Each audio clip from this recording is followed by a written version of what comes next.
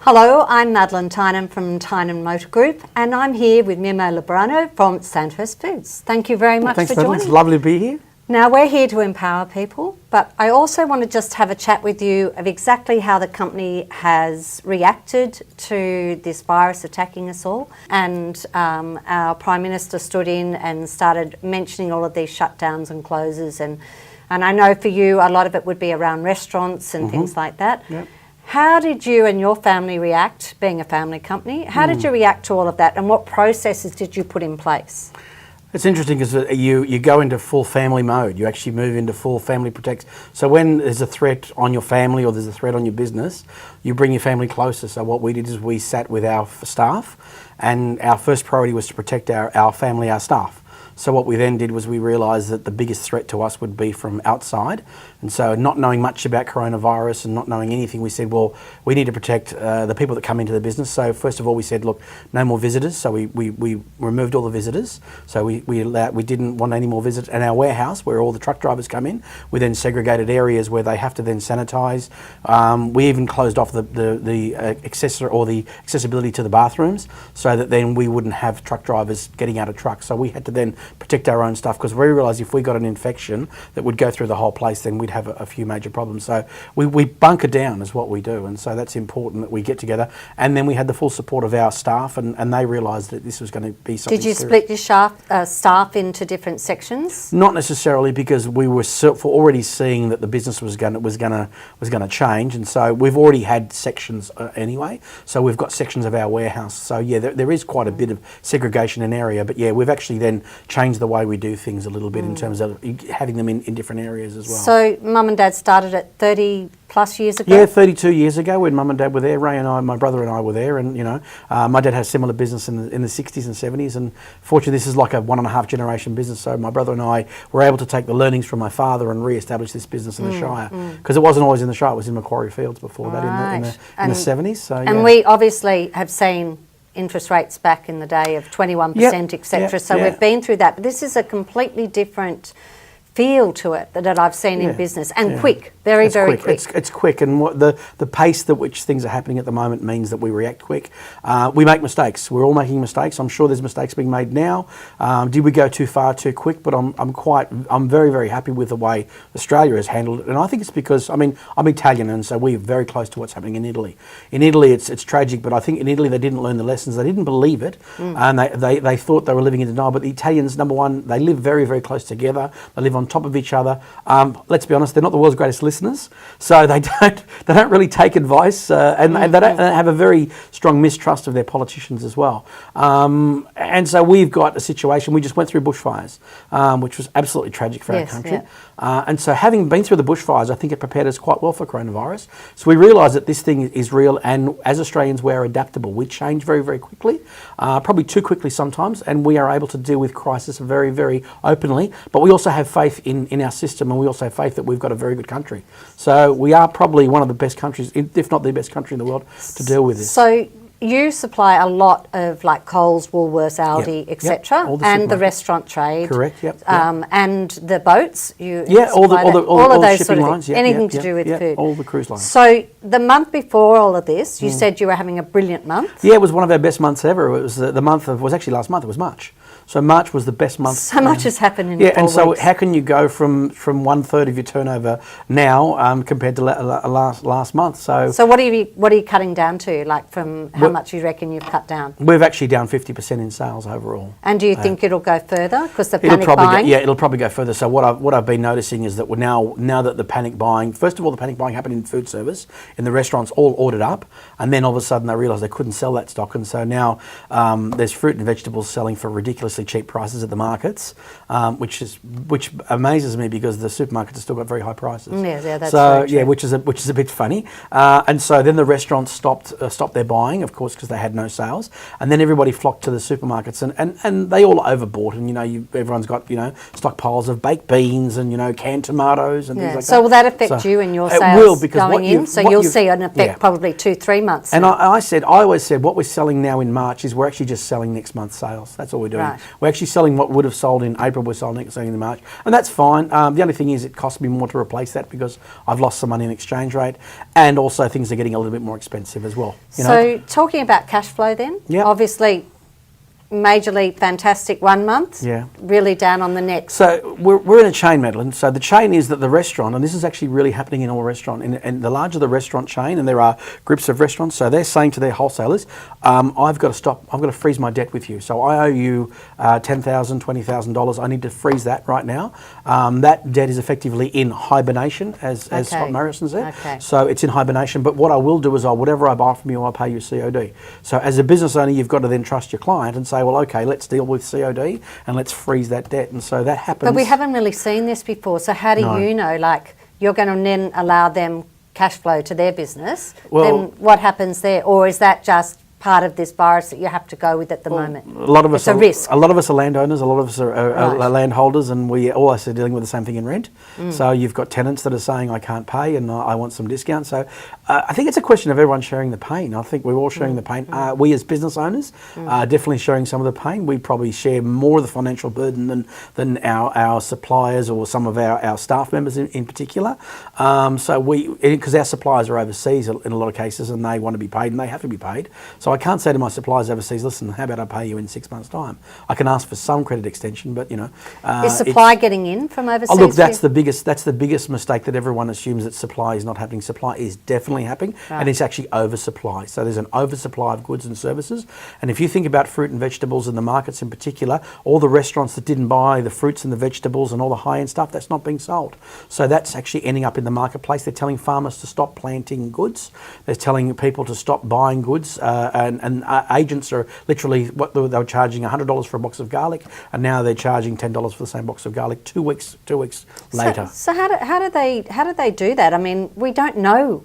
I mean, you're guessing if they're telling them not to plant. We don't know that. I mean, this is the first good season they're probably going to have. It's correct. And then they're going to tell them not to plant. Well, how can you tell a plant not to grow? How can you tell your lettuce? How can you say to your lettuce grower or your garlic grower, listen, stop growing stuff, because it's got to be grown, and it was grown on the premise that you would have, because every dollar you spend on food, you spend 30 to 35 cents in what we call food service.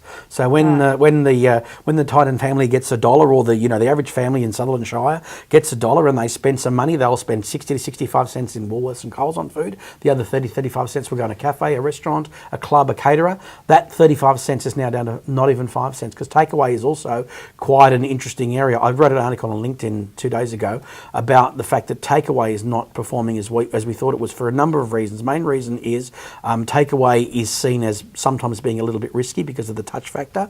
There's also the health aspect of takeaway. We don't really want to have too much takeaway because we know it's not good for us. We sort of gravitate towards the burgers and things like that. But more importantly, we're looking like the more we can cocoon, the more we think we're safer. So any intrusion from outside is seen as a problem. So I mean, I've changed the way I travel. I've changed the way I dress and everything, and everyone's changing the way they do things now. And it's interesting because we're actually in a changeable phase. But this is good for us because we're learning to adapt to change. Yes, and you and I have been in business for long enough to realise that if we don't change, if we don't change our business models and look at new opportunities and adventures, then we just don't learn anything. Well, what do you think then about the talk that there's going to be cashed up people sitting at home? So around Christmas time, they'll be spending their cash. Hopefully back into the clubs and the pubs, holidays. Fantastic. Maybe not so much, they'll be locally having holidays, etc. Therefore, you're going to have to make sure you're ready for that as well. Correct. What's your plans around that, or is that all just happened too quickly? No, I've thought about this, and I sincerely hope, and I think I'm okay. I'm on the money here. I think we as a country have got to start looking after our own. The Virgin thing was interesting because why would we bail out a company which is very heavily owned overseas? Australia as a country has got to look after its own. So we need to travel within Australia. So I live in Earlwood, which is very heavily Greek and Italian, and generally around this time of year, the whole suburb sort of gets vacated because they're all over in Greece and Italy and enjoying their money and things like that. This year they're staying put. This year they'll be spending their money in this country. And I really just sincerely hope that you spend all your holidays in Queensland, that you go to the Northern Territory, that you go to Western Australia, that this country because we've got to... And buy a car to get there. And buy a car to get there, drive your holiday. So, in fact, that's what I really wanted to do after the bushfires. I said to the family, let's get in the car and let's do the old Esky thing. Let's go down and spend some money down the south coast and throw some money around the south coast and buy some restaurant meals and go find the best restaurants down there and put some money into that community. But unfortunately, we couldn't do that because our Prime Minister said that it wasn't good to and he's right, and to restrict the amount of travel. So I hope that by Christmas that our borders will still be fairly secure.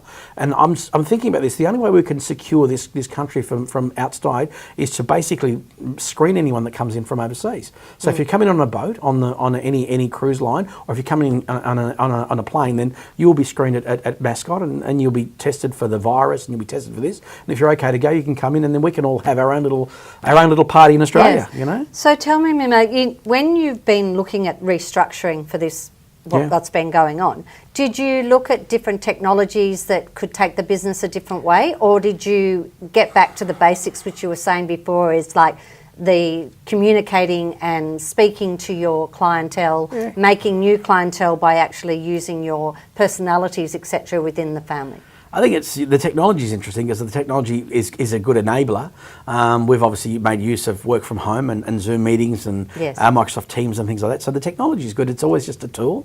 It's like having a really good car. If you've got a really good car, it's a great tool. Yes. If you've got an average car, then it's not a great tool. So the technology is always there, but the basics of business are even more so. And I just think that the personal contact, and I actually thought about something last night. I thought, why don't I have this thing where I ring someone every day? Right? And I think some people are doing this now. I'm getting calls from people. That's a very good leader, because that's what we've picked up over talking to people, is you've got to reach out and actually speak to people, and you can't touch them, but you can at least talk to each other. And don't email them, because, I mean, we're getting bombarded with emails to the point where... it's ridiculous. And I had a situation with a supplier. It was a difficult situation. And there was emails flying everywhere from my staff to his staff. And I said, okay, pick up the phone. We resolved it. We pretty much resolved it within minutes. Cut to the chase. And it couldn't have been resolved by emails. No way. So email is good, but it's being overused.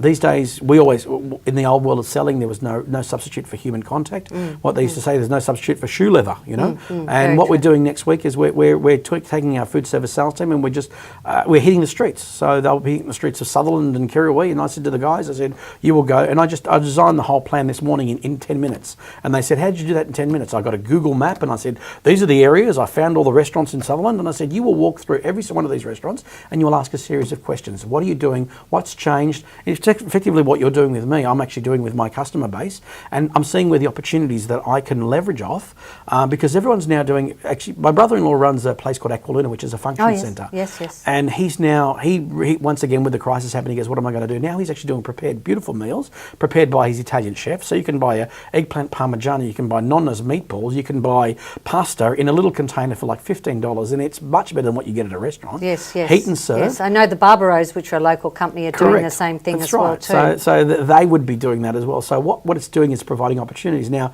my local cafe in Elwood, which is a very, very clever cafe, they're now doing the whole, sous vide meats and things like that. And they're saying, I said, this is another business. He goes, yeah.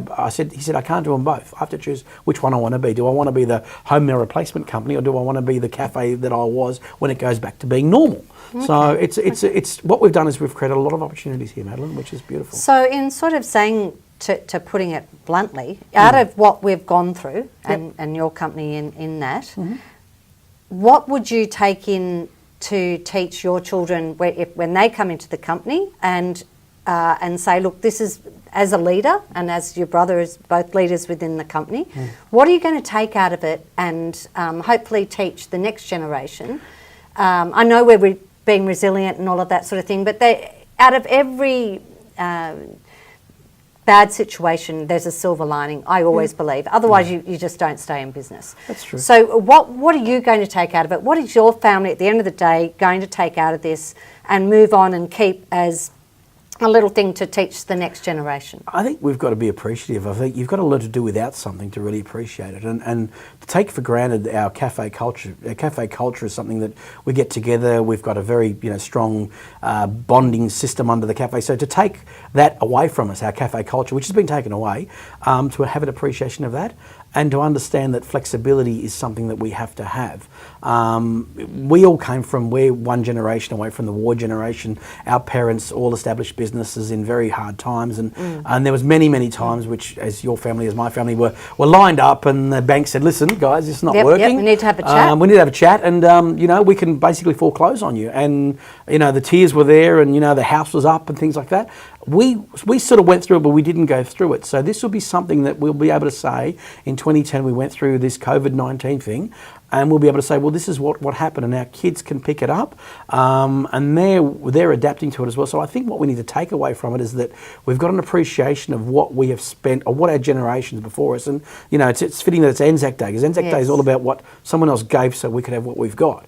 So they gave, so we've got what we've got. Now here's a little bit of it, and one of my Jewish friends actually said, you may think it's bad, but it's not exactly bad. We're not actually on our way to some bad situation like the Jews were in World War II, you know? Yes, very true. It's put it into perspective. And I think too, we've all got, you know, clean running water, being generous and warm clothes, etc. Yeah. Imagine if we were back then and that pandemic hit when we had, you know, not these things available and good hospitals to go to. And what about the time we're spending with family? I mean, I've never spent so much time with my wife and daughters so much. Yeah. I tell you what, they're not very happy with it at all, you know. And tell me, who have you looked to as a mentor? I know you really believe in the Family Business Association. Yeah. Is there any mentors out of that program, or is there anyone that you've just taken some time out to say, hey, I need to have a chat? I think, no, I mean, I look at leaders, and I look at world leaders, and I look at the way, you know, various world leaders, and I'm quite happy with our Prime Minister. I think he's doing a great job, and I think I think you can put politics aside, and I think I'm actually very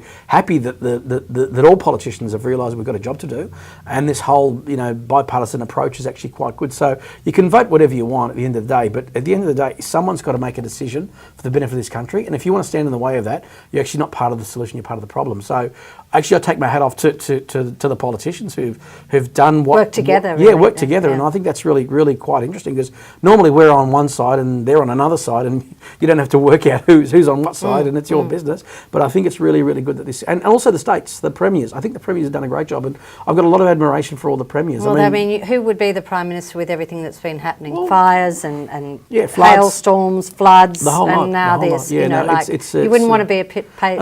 You aren't paid enough to do that. And I still reckon we're the lucky country. You know, my parents are Italian, and I have no doubt if I ask them, which I will ask them, where would you rather be now? Would you rather be in Australia or in Italy? They go, we're in Australia. We're in the safest place in the world, and we are a very safe country with great food, with a great outlook on life, and a really good future, really bright future in Australia. I think we're going to come out of this probably better than a lot of other countries, and I think we've already proven that, which is really I think you've definitely empowered people, and we'll be definitely taking out a lot of what you've been saying, and we thank you for taking time out to be with us today. That's great. Thank you, Mimmo. No worries. Thanks.